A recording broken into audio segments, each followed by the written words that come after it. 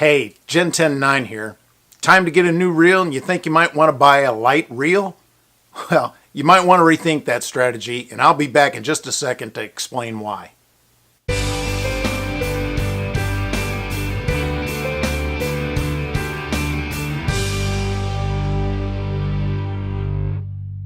Hey, thanks for sticking around. Well, what I have in my hand here is a reel that's probably older than 20 years old. And gears still work really well. And this reel probably would still be catching fish if I wasn't dumb enough to watch some YouTube video about how to take care of your own reels and clean them.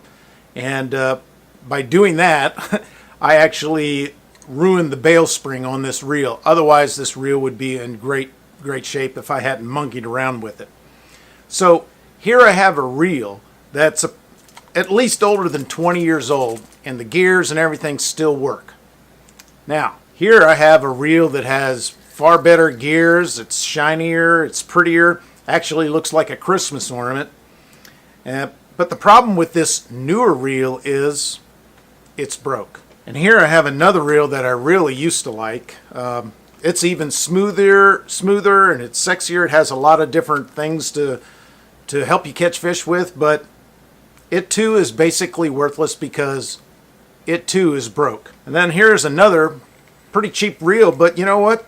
The gears in it still work. It's a newer reel and probably would still be catching fish, but you guessed it, it's broke. So what do all three of these reels have in common that this reel does not have in common?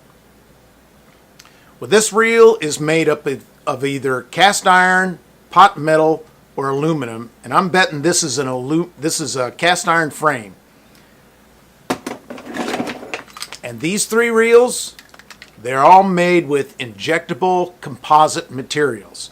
They're either made with graphite, plastic, or fiberglass.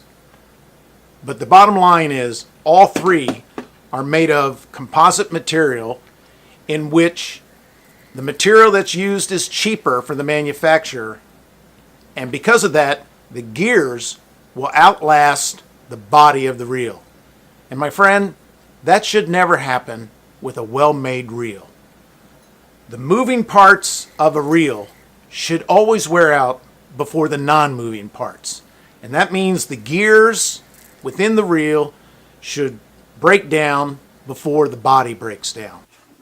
So basically, the industry is going to these composite body reels. And just so you know that I'm not ganging up on any particular manufacturer, this reel is made by Pflueger. And this is a pretty good reel. You can still buy this in some of the big box stores. This reel, this is probably a $25 reel. It's made by Abu Garcia. And this reel, which was really sexy and really smooth and I thought was really cool, this is made by Quantum. So I'm not ragging on a particular manufacturer. What I'm just trying to explain is the industry is going to these composite body reels because they're cheaper to make. And in some cases, they market you on the smoothness of the reel, and you're buying a cheap body reel, but you're paying up because they've told you that the gears are so much better and it's so much smoother. But in reality, in the end, you're actually buying a reel that will not outlive the actual gears that you're fishing with. The reason this reel breaks, or these types of reel break so easily, is every time there's a shock wave sent through this reel, the body of this reel, it has the potential to create micro fractures. And that means every time you drop your reel on the ground, or on the dock, or on the boat deck, or anytime you put your reel into your car and you put a little stress on it, a little weight on it, these micro fractures begin to occur, and sooner or later, one micro fracture is going to become a major fracture and your rod will actually break. This was my son's reel. This reel broke off in his hand actually just while reeling in a lure. It just broke while he was fishing. So, unless you're of a mind to take your brand new reel and treat it like china and be careful with it so as it won't break, then you're doomed to have a disposable reel that will not outlast the gears in your reel. So since the industry is going to these injectable composite body reels, why are they doing that? They're doing that because it's cheaper for them to make. The fact of the matter is, a full metal body reel generally is going to cost you more than a composite body reel. And just a baseline starting, it's probably going to cost you anywhere from $30 to $40 more than a composite body reel. However, a composite body reel will never outlive a full metal reel, full metal bodied reel.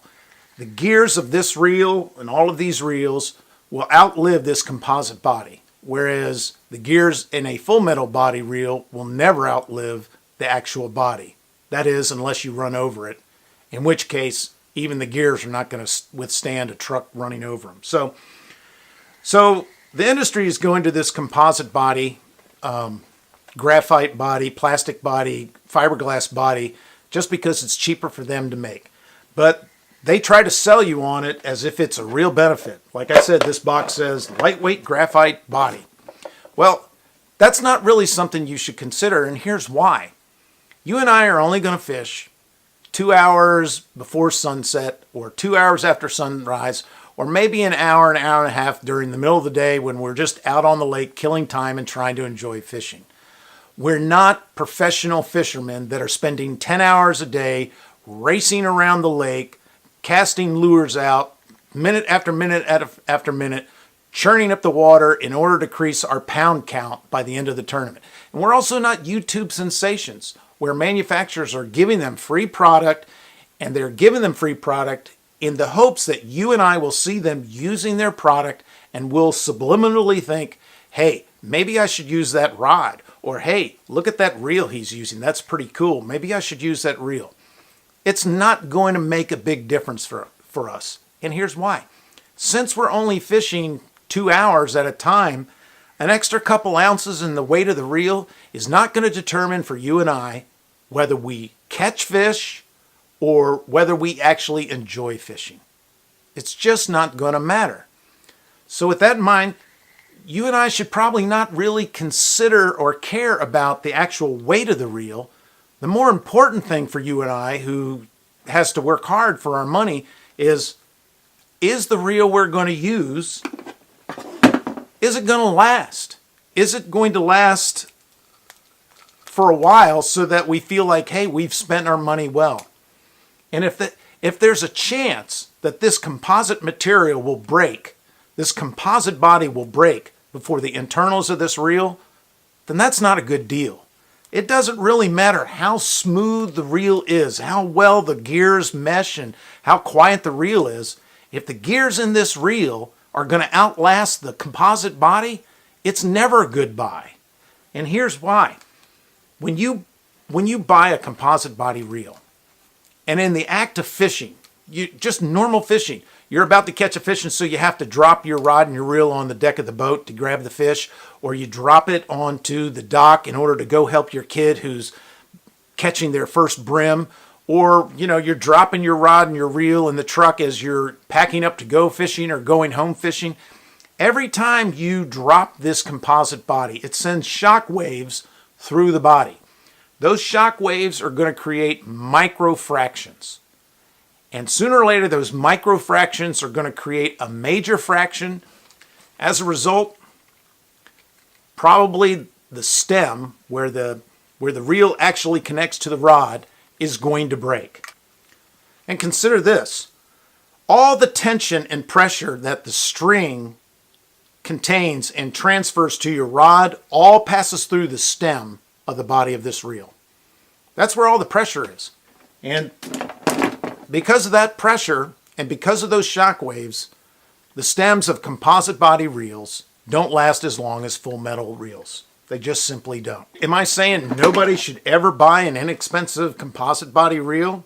No, I'm not saying that. Let's say you're a dad or a mom and you have 5 kids, and you want everyone to have their own rod and reel, and you want them to learn how to fish and enjoy fishing because that's something your family likes to do. Or maybe you're a grandparent and you have 8 or 10 grandkids, and They all come over for family reunions and everybody wants to fish. Well, you really probably don't want to try to spend $80 to $90 to $100 for a full metal body reel when you can buy a fiberglass, plastic, or composite body reel for $30 at a clip, because you're not fishing every day with this reel and rod. You're only using that when the family comes over. So, you want to spend $30, $25 on a rod and reel for little Susie or little Davy, and not much more for a rod, because, they're just learning how to fish. Chances are, well, you're teaching other kids how to fish. Little Davy or little Susie's actually going to drop the rod and reel into the water, and it'll be an hour before they get your attention. And by then, the reel will be sitting in 3 feet of water in the mud, and you'll pick it out and you'll clean it off. It'll still be good. But the fact of the matter is, you don't want to use a $100 reel and another $100 or $50 rod. That's $150 a piece. And if you multiply that by 5, then you're talking like you got to get a second mortgage just to make sure everybody has their own rod and reel. Well, nobody wants to do that. So if you're just thinking about, hey, I'm going to store this in the shed, or this is going to be in the garage until the kids come over, and then we're all going to go down and have fun and fish, and we're going to treat these things, we're going to abuse them and work them hard. Yeah, you should buy these more inexpensive reels.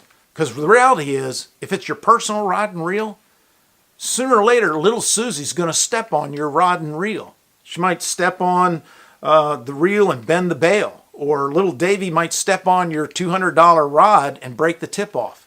Yeah, that's going to work out real good for you when all of a sudden your personal equipment is being stomped on.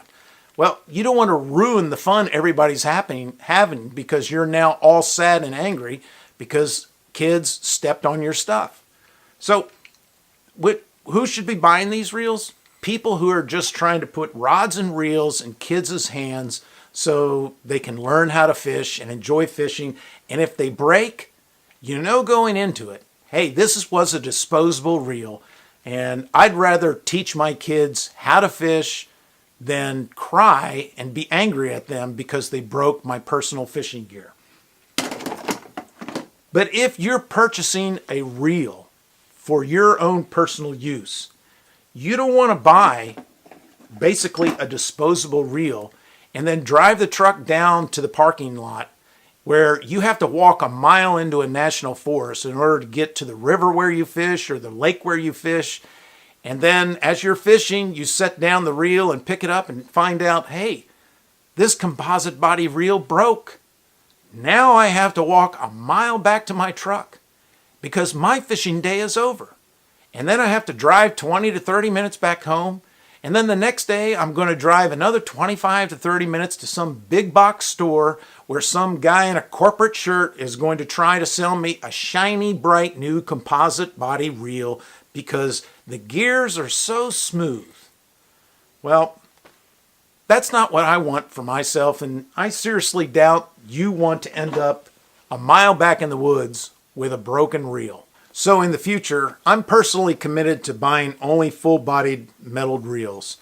And in the next couple weeks, I'm going to post a YouTube video about a reel that I purchased and reviewed. And I purchased it last summer and used it all summer, so I'll be posting another video on that. But since this was not really about what reel you should buy, but what type of reel you should consider before buying a reel, I didn't really want to mention any other reels. And like I said before, I'm not talking about specific manufacturers. I'm talking about a type of reel. You can get some reels that are full metal body, but the rotor, and this is the rotor is composite, or you can buy reels that have full metal bodies and rotors. But since this is where a lot of the tension occurs and where apparently a lot of the micro fractions do occur and cause the rod, the body of the reel to break, then I'm going to commit myself to pretty much only buying full metal bodied reels. And so with that in mind, thus endeth the lesson. I hope you enjoyed the video. I hope you found it helpful. Please hit like, and if you have a few comments, I'd be glad to hear from you. And so thanks for watching, and God bless.